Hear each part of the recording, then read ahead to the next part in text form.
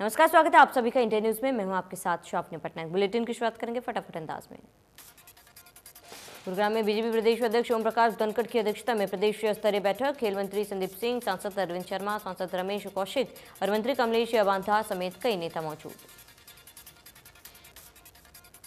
PM Modi ने देश के पहले बिरसा मुंडा संग्रहालय का वीडियो कॉन्फ्रेंसिंग के जरिए उद्घाटन किया। यह संग्रहालय झारखंड की राजधानी रांची में बनाया गया।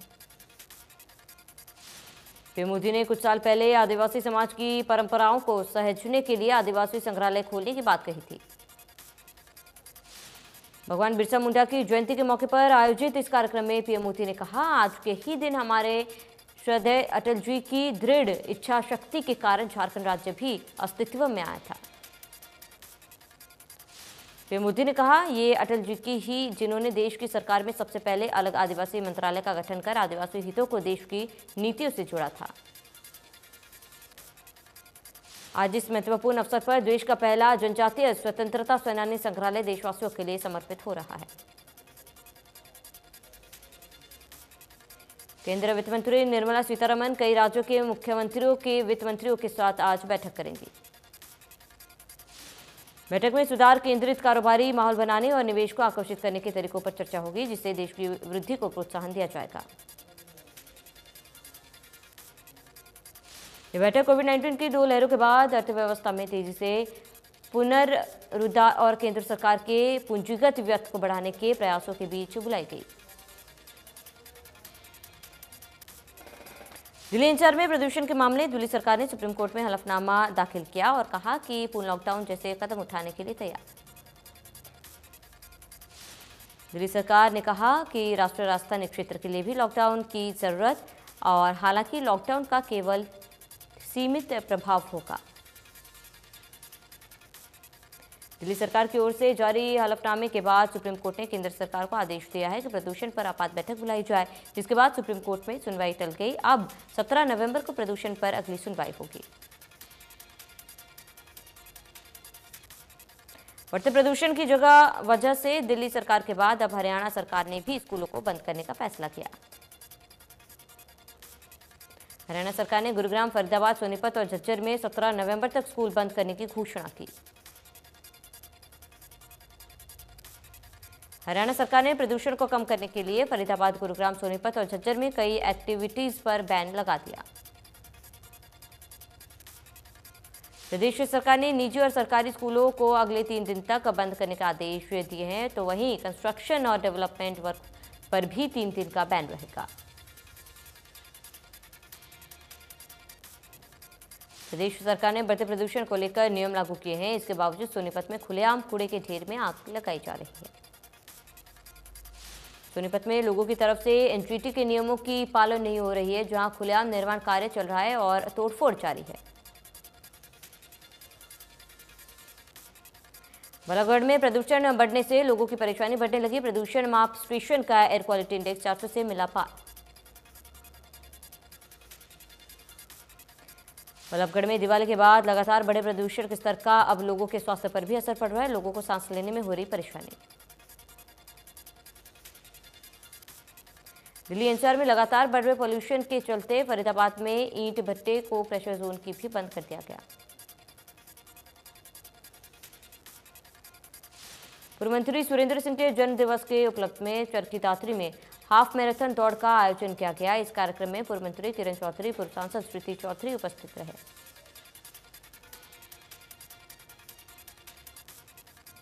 पानीपत में पेट्रोल पंपों की प्रदेश स्तरीय हड़ताल का असर। सरकारी पेट्रोल पंप पर लगी भीड़ से लोगों को हुई परेशानी। हरियाणा पेट्रोलियम डीलर एसोसिएशन और petroleum dealer welfare association of Haryana के आह्वान पर आज सुबह 6 बजे से 24 घंटे तक प्रदेश के सभी पेट्रोल पंप बंद रहेंगे। पेट्रोलियम डीलर एसोसिएशन की मांग है कि डीलर कमीशन में बढ़ोतरी की जाए, जिसके लिए वह 24 घंटे की हड़ताल कर रहे हैं।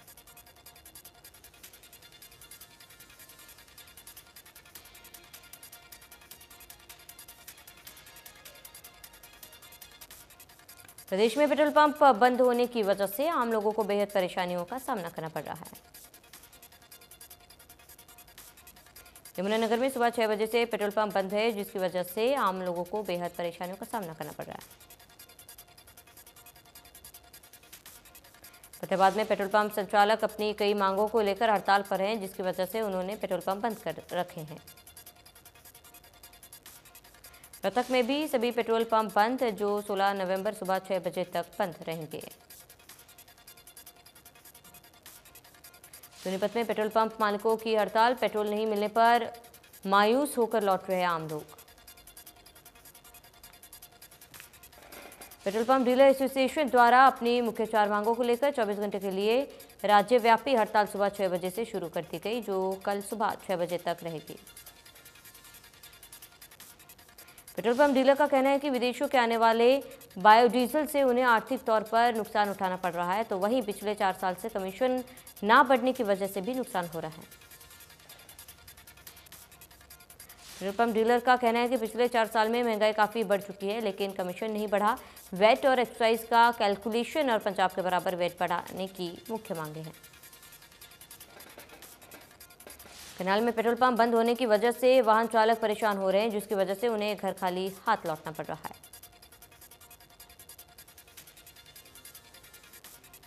सोनीपत में तकनीकी खामियों की वजह से 3 दिन तक शुगर मिल बंद रहेगी। वहीं किसानों से अपील की गई है कि जब तक शुगर मिल ठीक नहीं हो जाती, तब तक किसान शुगर मिल गन्ना नहीं लाए। सीएम मनोहर लाल ने ट्वीट कर महान स्वतंत्रता सेनानी भगवान श्री बिरसा मुंडा जी की जयंती पर शत-शत नमन किया। राष्ट्रपति रामनाथ कोविंद 17 नवंबर को भिवानी के दौरे पर आ रहे हैं। इस दौरान राष्ट्रपति सुई गांव पहुंचेंगे, जहां ये स्वप्रेरित आदर्श गांव सुई का उद्घाटन करेंगे।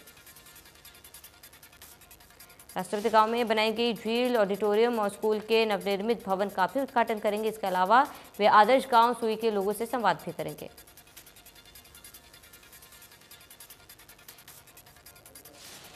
द्वारे में कृषि मंत्री जेपी दलाल ने कई गांव का दौरा कर सिवानी अनाज मंडी का औचक निरीक्षण किया और मूंग की खरीद में अनियमितताएं पाए जाने पर हैफेड के परचेजर राजवीर दलाल को निलंबित किया। कृषि मंत्री ने कहा कि कोई भी अधिकारी किसानों को तंग करेगा तो उन पर इस तरह की कार्रवाई होगी।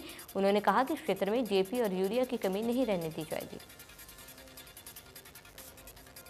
कृषि मंत्री ने कहा कि बाजरे के भाव अंतर भरपाई के पैसे किसानों के खाते में पहुंच चुके हैं, जिससे किसान सरकार की नीतियों से खुश है। जेपी दलाल ने बताया कि चने की फसल में औसत से कम पैदावार की भरपाई के लिए सिवानी क्षेत्र के 26 गांव के किसानों के लिए 35 करोड़ 63 लाख मंजूर किए गए। रेवाड़ी में नेवी के सेवानिवृत्त और कार्यरत वीर जवानों के सदस्य अदम्य साहस और शौर्य की कहानियों को जन जन तक पहुंचाने के लिए 5 दिसंबर को नेवी वेटरन्स मिलन समारोह मनाया जाएगा। बताया जा रहा है कि नेवी वेटरन्स मिलन समारोह 17 साल बाद मनाया जाएगा। कार्यक्रम की विस्तृत जानकारी रेवाड़ी में पूर्व भाजपा विधायक रणधीर सिंह कापड़ीवास ने मीडिया से साझा की। यमुनानगर में महर्षि वेदव्यास की कर्मस्थली बिलासपुर के पास लगने वाले प्रसिद्ध धार्मिक और ऐतिहासिक अंतर्राज्यीय कपाल मोचन मेले की तैयारियां कर ली है। कपाल मोचन मेले प्रदर्शनी और सांस्कृतिक कार्यक्रम का उद्घाटन राजस्व विभाग के वित्तायुक्त संजीव कौशल करेंगे। मेले को लेकर जिला उपायुक्त पार्थ गुप्ता ने अधिकारियों की बैठक ली। निर्देश दिए गए कि विश्व प्रसिद्ध कपाल मोचन मेले को लेकर कोई कमी नहीं रहनी चाहिए। उन्होंने बताया कि मेले का समापन 19 नवंबर को होगा। मेले में ड्यूटी पर तैनात अधिकारी और कर्मचारी 20 नवंबर तक ड्यूटी पर रहेंगे। खेलनगरी के नाम में विख्यात भिवानी के निवासी कबड्डी कोच हसन सांगवान को राष्ट्रपति द्वारा द्रोणाचार्य अवार्ड से पुरस्कृत किया गया। सम्मानित किए जाने के बाद भिवानी लौटने पर खेल प्रेमियों ने उनका भव्य स्वागत किया और फूल मालाओं एवं ढोल नगाड़ों के साथ जुलूस निकाला। महामहिम राष्ट्रपति श्री रामनाथ कोविंद ने उन्हें द्रोणाचार्य अवार्ड के रूप में एक कांस्य प्रतिमा, प्रमाण पत्र, औपचारिक पोशाक व नगद राशि उन्हें भेंट की। इससे पहले असम सांगवान को अर्जुन पुरस्कार भी मिल चुका है। उन्होंने सांगवान 1998 और 2006 में इंडिया कबड्डी टीम के कोच रह चुके हैं। 19 नवंबर को गुरु नानक देव जी के प्रकाशोत्सव से पूर्व रेवाड़ी में प्रतिदिन 9 दिवसीय प्रभात फेरी और नगर कीर्तन शोभा यात्रा बड़ी धूमधाम से मनाया जाता है। केंद्रीय राज्य मंत्री कृष्णपाल गुर्जर ने IMT इंडस्ट्रीज एसोसिएशन फरीदाबाद की वार्षिक बैठक में बतौर मुख्य अतिथि शिरकत की। कृष्णपाल गुर्जर ने कहा कि FMDA द्वारा उद्योगों और फरीदाबाद के समग्र विकास के लिए विशेष योजना तैयार करने के लिए भी कहा गया। महिला एवं बाल विकास राज्य मंत्री कमलेश पांडा ने रविवार को राजौंद स्थित सोना फॉर्म में आयोजित बाल महोत्सव में मुख्य अतिथि के तौर पर शिरकत की। उन्होंने विभागीय योजनाओं की प्रदर्शनी का अवलोकन भी किया। कहा कि अलग अलग गतिविधियों में सभी बच्चों द्वारा किया गया प्रदर्शन हर व्यक्ति का हौसला बढ़ाने वाला है। हरियाणा में कुश्ती अखाड़ों में महिला पहलवानों पर हो रहे छेड़छाड़ और आपराधिक मामलों को लेकर सरकार ने बड़ा फैसला लिया। सरकार के प्रदेश में चल रहे अवैध रूप अखाड़ों को बंद करने की तैयारी है। खेल मंत्री संदीप सिंह ने कहा कि इस पर सरकार जल्द ही एक पहल कर रही थी, जिसमें सिर्फ मान्यता प्राप्त कुश्ती के अखाड़े ही चल पाएंगे। उन्होंने कहा कि अखाड़ों में खिलाड़ियों की सुरक्षा और निगरानी के लिए CCTV लगाए जाएंगे। जो लोग अपने घरों में अखाड़े चला रहे थे सभी बंद होंगे। हरियाणा वेयर हाउस के चेयरमैन और पृथला से विधायक नयनपाल रावत ने कहा कि प्रजापति समाज से सभी को सीख लेनी चाहिए और सामूहिक तौर पर अपने बच्चों के विवाह कराने चाहिए। प्रजापति समाज द्वारा गांव रूंसा में सामूहिक विवाह कार्यक्रम में 16 जोड़ों का विवाह कराया गया और नयनपाल रावत ने परिणय सूत्र में बंधे 16 जोड़ों को शुभकामनाएं दी। उन्होंने कहा कि प्रजापति समाज के लिए एक भवन का निर्माण गांव में कराया जाएगा, जिसमें जरूरतमंद लोगों की बेटियों की शादी भी कराई जाएगी। फतेहाबाद के बिघड़ गांव में 2 पक्षों में खूनी झगड़ा हो गया, जिसमें एक गुट ने डंडों और तलवारों से हमला किया। झगड़े में एक पक्ष के करीब 6 लोग घायल हो गए, वहीं एक पक्ष ने हवाई फायरिंग भी की। पुलिस मामले की जांच में जुटी। पानीपत सनोली रोड स्थित गांव छाजपुर के पास पराली से भरी ट्रैक्टर ट्रॉली को आसान टैंकर ने टक्कर मारी। वहीं ट्रॉली में बैठे भोला नामक व्यक्ति की मौत हो गई और टैंकर चालक मौके से फरार हो गया। पुलिस ने मामला दर्ज कर जांच शुरू की। रहते में तेज रफ्तार ट्रक ने बाइक पर सवार मां बेटे को टक्कर मारी। मौके पर ही दोनों सवार की मौत। वहीं ट्रक चालक मौके से फरार हो गए। मौके पर पहुंची पुलिस ने ट्रक को कब्जे में लेकर जांच शुरू की।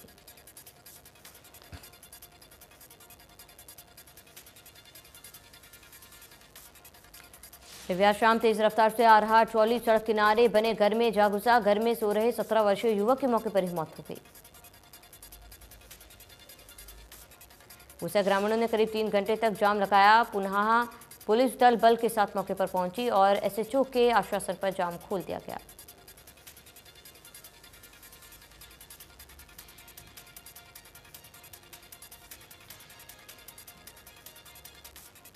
पुलिस ने डेड बॉडी को अपने कब्जे में लेकर पोस्टमार्टम के लिए माड़ीखेड़ा अस्पताल भेज दिया और पुलिस ने ट्रॉली को कब्जे में लेकर जांच शुरू की।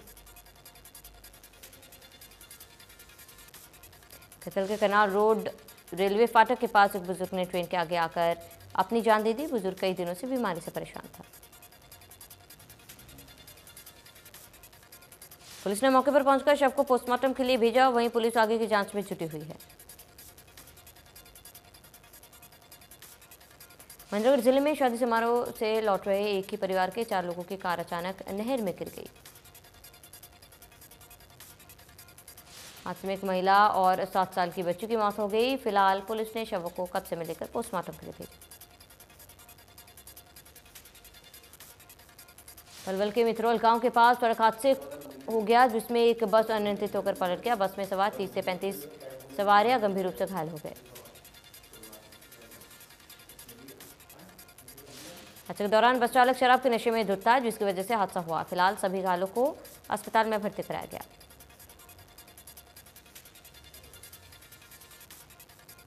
रोहतक के दथोड़ गांव में PNB बैंक की शाखा को लूटने का एक असफल प्रयास किया गया। बैंक की खिड़की को तोड़कर घटना को अंजाम देने की कोशिश की गई।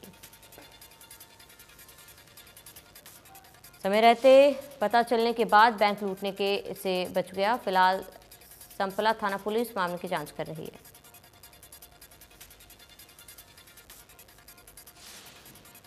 नरवाना के गुरुसर गांव में शराब ठेके के सेल्समैन की गोली मारकर हत्या कर दी गई। मृतक हरदीप घरौदी गांव का रहने वाला था।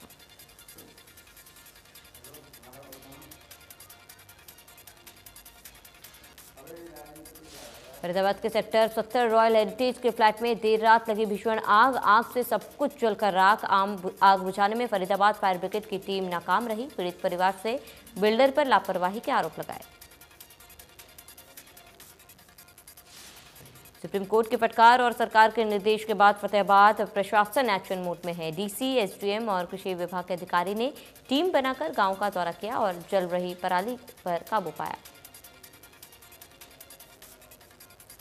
कृषि अधिकारी राजेश सिहाग तो अपने हाथों से आग पर काबू पाते हुए दिखाई दिए। राजेश सिहाग अपने हाथों में सूखे पेड़ की टहनी लेकर पराली में लगी आग को बुझाने में दिखे हैं। किसानों के द्वारा अपने खेतों में आग लगाई जा रही है। पराली के लिए किसानों के चालान करने और एफआईआर दर्ज करने का आदेश दिए गए। सोनीपत में डीएपी खाद के 2 रैंक पहुंच चुके हैं और जिनमें से 1,36,000 बोरी मौजूद है। खाद को ट्रकों में भरकर ग्रामीण क्षेत्र में भेजना शुरू कर दिया है। फिलहाल यह डीएपी खाद सोनीपत, रोहतक, झज्जर और जींद क्षेत्र के किसानों को सप्लाई किया जाएगा। साइबर सिटी गुरुग्राम में इको निवास संहिता को बढ़ावा देने के लिए हरियाणा अक्षय ऊर्जा विकास एजेंसी ने 2 दिवसीय कार्यशाला का आयोजन किया।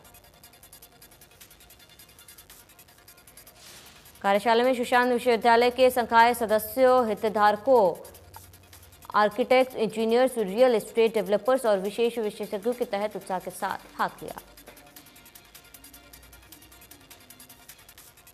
प्रदेश में टीकाकरण मामले में सबसे पिछड़ा जिला नूंह है। उपायुक्त शक्ति सिंह ने घोषणा की कि जिले की जो पंचायत 100% टीकाकरण कराएगी उन्हें 10 लाख की अतिरिक्त मदद की जाएगी। उपायुक्त ने शनिवार को पुन्हाना लघु सचिवालय में स्वास्थ्य कर्मियों के साथ बैठक कर हौसला अफजाई किया। साथ ही कर्मचारियों को वैक्सीनेशन 100% करने का मांग की। शक्ति सिंह ने कहा कि उपमंडल के ऐसे 10 गांवों को जिला प्रशासन की ओर से 10-10 लाख रुपए विकास के लिए दिए जाएंगे जो वैक्सीनेशन में पहले 100% होंगे। देश में पिछले 24 घंटे में 10,229 नए मामले आए सामने। 125 मरीजों की मौत। एक्टिव केस 1,35,000 के पार।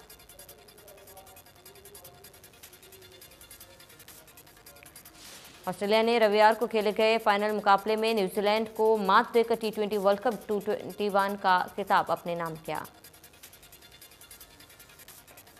ऑस्ट्रेलिया के इस फॉर्मेट में ये पहला वर्ल्ड कप है। बता दें कि ऑस्ट्रेलिया ने 8 विकेट से जीत दर्ज कर इतिहास रचा। फाइनल मुकाबले में टॉस ने ऑस्ट्रेलिया का साथ दिया। पहले बॉलिंग करते हुए ऑस्ट्रेलिया ने न्यूजीलैंड को 172 के स्कोर पर रोका। न्यूजीलैंड की ओर से कप्तान केन विलियम्स ने सबसे ज्यादा 85 रन बनाए और अपनी टीम की ओर से इकलौते लड़ाई लड़ी। वहीं शुरुआत में ऑस्ट्रेलिया की बॉलिंग मजबूत रही लेकिन बाद में केन विलियम्स ने पूरा माहौल बदल दिया। अक्षय कुमार और कैटरीना कैफ की फिल्म सूर्यवंशी की कमाई हर बीते दिन बढ़ती जा रही है। फिल्म के बीते 9 दिन में 137 करोड़ रुपए की कमाई हुई। फिल्म सूर्यवंशी 150 करोड़ रुपए की कमाई की तरफ बढ़ रही है। फिल्म क्रिटिक्स के अनुसार वीकडेज में फिल्म ने महाराष्ट्र और गुजरात में शानदार कलेक्शन किया।